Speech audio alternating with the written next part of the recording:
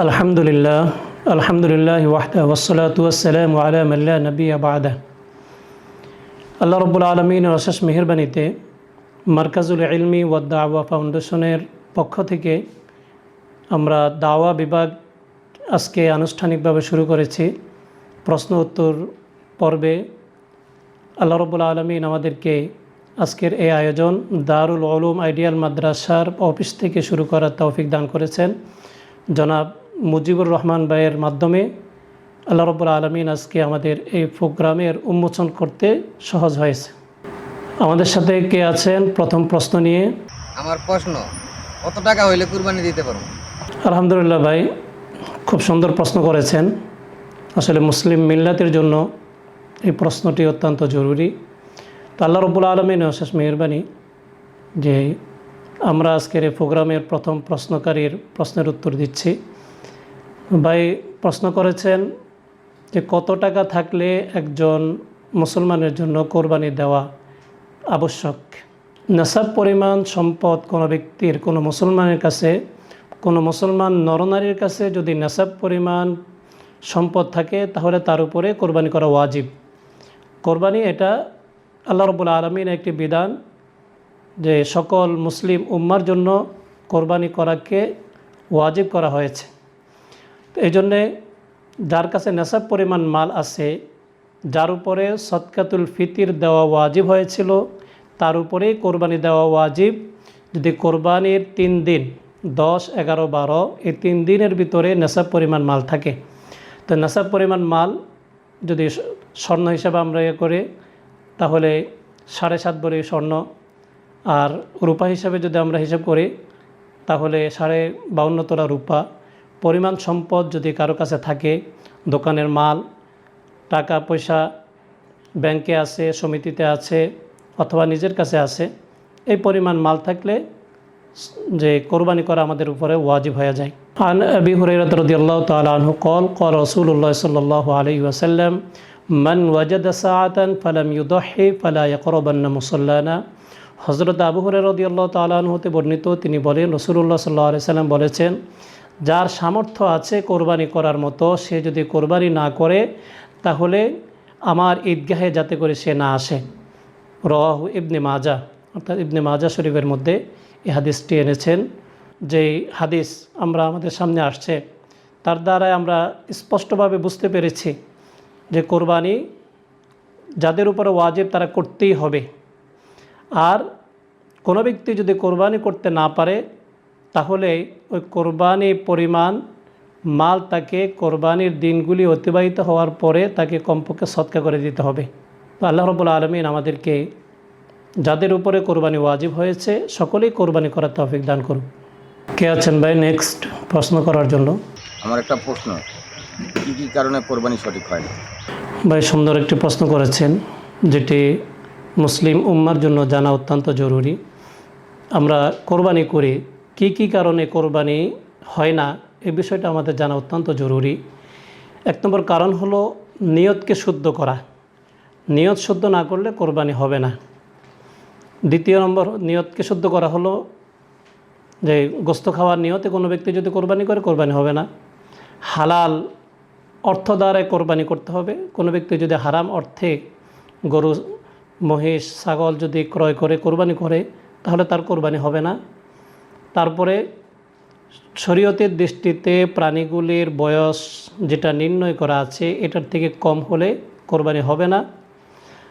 আর শরিকানা, 7 শরিকে গরু, মহিষ, উট এগুলির 7 শরিকের ক্ষেত্রে যদি কোনো একটা শরিক একটা অংশের কমে হয় তাহলে কোরবানি হবে না। বিশেষভাবে হালাল রুজির দ্বারাই কোরবানির পশু কিনতে হবে, হালাল অর্থ দ্বারাই। আর কোরবানির পশু জবাই করার ক্ষেত্রে একমাত্র আল্লাহর জন্য হতে হবে। আর অংশ পূর্ণ একটা অংশ হতে হবে। যেমন গরু, মহিষ হলে তার অংশ 7টা শরিক তার চেয়ে বেশি হতে পারবে না, অথবা যে কোনো একটা শরিক একটা অংশের কমে হতে পারবে না। এ সমস্ত কারণে যদি ব্যতিক্রম হয় তাহলে কোরবানি হয় না। তো আল্লাহ রাব্বুল আলামিন আমাদেরকে মাসালা বুঝার তৌফিক দান করুন। তো নেক্সট প্রশ্ন করার জন্য কেউ আছেন? প্রশ্ন করুন। আমার প্রশ্ন হলো, গরু কত বছর হলে কুরবানি দেওয়া যাবে? তো আলহামদুলিল্লাহ ভাই, অত্যন্ত গুরুত্বপূর্ণ একটা প্রশ্ন করেছেন। গরু কত বছর বয়স হলে, মহিষ কত বছর বয়স হলে কোরবানি দেওয়া যাবে? তো এই বিষয়টা আমরা সাধারণত বিভিন্ন ধরনের আমরা সমস্যায় পড়ি। বাজারে গেলে আমরা গরু মহিষ এগুলা কেনার ক্ষেত্রে বয়সের অনেক সময় তারতম্য আমরা করি না, কিন্তু অত্যন্ত জরুরি বয়সের তারতম্য করা। যার কারণ হাদিসের মধ্যে আসছে, রাসূলুল্লাহ সাল্লাল্লাহু আলাইহি ওয়াসাল্লাম বলেছেন, লা তাজবাহু ইল্লাল মুসিন্না ওয়া ইল্লা আন ইউসরা ইলা আখিরিল হাদিস। তো রাসূলুল্লাহ সাল্লাল্লাহু আলাইহি ওয়াসাল্লাম বলেন, তোমরা গরু যতক্ষণ পর্যন্ত, মহিষ যতক্ষণ পর্যন্ত 2 বছর পূর্ণ না হবে ততক্ষণ পর্যন্ত তোমরা কোরবানি দিও না। আর হাদিসের শেষের দিকে বলেছেন, যদি দুম্বা এবং বেড়া যদি হয় আর সেটা যদি 6 মাসের বাচ্চা, 1 বছরের বাচ্চা পরিমাণ যদি তার দেখতে দেখা যায়, মোটা তাজা হয়, তাহলে সেই প্রাণী দিয়ে কোরবানি দেওয়া যাবে। আর ছাগল হলে 1 বছর পূর্ণ হতে হবে। এটা ইমাম বুখারী রাহিমাহুল্লাহ তিনি বুখারী শরীফের মধ্যে নিয়ে আসছেন। ইমাম মুসলিম রাহিমাহুল্লাহ তিনিও মুসলিম শরীফের মধ্যে হাদিসটি নিয়ে আসছেন। তো প্রাণীর বয়স এটা অত্যন্ত জরুরি। আমরা যখন কোরবানির জন্য কোনো প্রাণী ক্রয় করি, বিশেষভাবে গরু মহিষ ছাগল, আমরা বয়সকে অত্যন্ত গুরুত্বপূর্ণ মনে করব এবং যাচাই করব। দরকার মনে হলে কোনো বিজ্ঞজনকে দিয়ে যাচাই করতে হবে কত বছর বয়স হয়েছে, এই প্রাণীটির কত বছর বয়স হয়েছে, সেটা যতক্ষণ পর্যন্ত আপনি যাচাই করে না কিনবেন ততক্ষণ পর্যন্ত। যদি বয়স কম হয় তাহলে আপনার কোরবানি হবে না। তো এই জন্যে আল্লাহ রাব্বুল আলামিন আমাদেরকে এই প্রাণী কেনার ক্ষেত্রে যথেষ্ট যাচাই বাছাই করে কেনার তৌফিক দান করুক। নেক্সট প্রশ্নকারী কে আছেন? প্রশ্ন করতে পারবেন।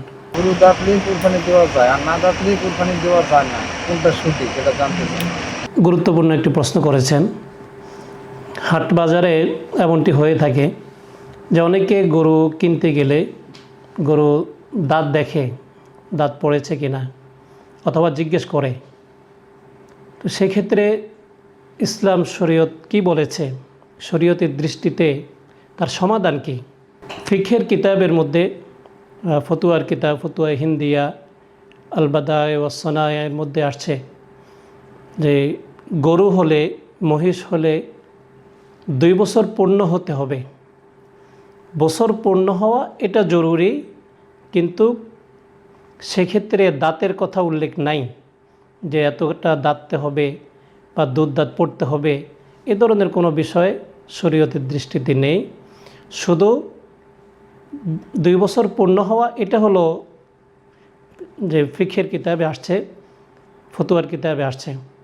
তো সেই হিসাবে আমরা যখন গরু কিনতে যাব, মহিষ কিনতে যাব, আমরা যাচাই করব কত বছর হয়েছে, 2 বছর পূর্ণ হয়েছে কিনা সেটা যাচাই করব। যদি 2 বছর পূর্ণ হয়ে থাকে তাহলে সেটা দিয়ে আমার কোরবানি শুদ্ধ হবে। আর যদি 2 বছর পূর্ণ না হয় তাহলে আমার কোরবানি শুদ্ধ হবে না। দাঁতের বিষয়টি একেবারে অবান্তর। দাঁতছে কি দাঁতছে না সেটা দেখার কোনো বিষয় না, এবং দাঁত যদি নাও পড়ে 2 বছর পূর্ণ হয় তাহলে ওই গরু দিয়ে, ওই মহিষ দিয়ে কোরবানি শুদ্ধ হয়ে যাবে।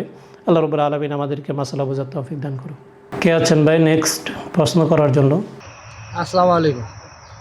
আমার একটা প্রশ্ন করার ছিল যে কুরবানির ঈদে হাঁস বা মুরগি এগুলো কি জবাই করা যাবে? আমার ভাই খুব সুন্দর একটি প্রশ্ন করেছে। ঈদের দিন হাঁস মুরগি জবাই করা যাবে কি না? ঈদের নামাজের আগে হোক আর পরে হোক, ঈদের দিন হাঁস মুরগি কোনো ব্যক্তি যদি কোরবানির উদ্দেশ্যে নিয়ত করে জবাই করে তাহলে তার জন্য এই জায়েজ হবে না। আর যদি এমনি স্বাভাবিকভাবে অন্য সময় যেভাবে হাঁস মুরগি জবাই করে তদ্রূপ ঈদের দিনে কোনো ব্যক্তি যদি হাঁস মুরগি জবাই করে খেতে চায় কোনো অসুবিধা নেই। এটাই হলো ফিকহি মাসআলা, এবং ফতুয়ার কিতাবে এভাবে আছে যে একমাত্র কোরবানির নিয়তে হাঁস মুরগি ঈদের দিন, ঈদের নামাজের আগে হোক আর পরে হোক, কোরবানির নিয়তে জবাই করা যাবে না। কিন্তু কোরবানির নিয়ত ছাড়া স্বাভাবিকভাবে অন্য সময় যেভাবে হাঁস মুরগি জবাই করে তদ্রূপ জবাই করতে পারবে। যার কারণ শরীয়ত নির্ধারণ করেছে নির্দিষ্ট প্রাণী হলো গরু, মহিষ, ছাগল, দুম্বা, মেষ আর উট। এগুলির বাহিরে অন্য কোনো প্রাণী দ্বারাই কোরবানি করা যায় না। সুতরাং সেই হিসাবে হাঁস মুরগি এগুলো দ্বারাই কোরবানি চলবে না। খাবারের নিয়তে যদি কোনো ব্যক্তি জবাই করে কোনো অসুবিধা নাই, করতে পারে।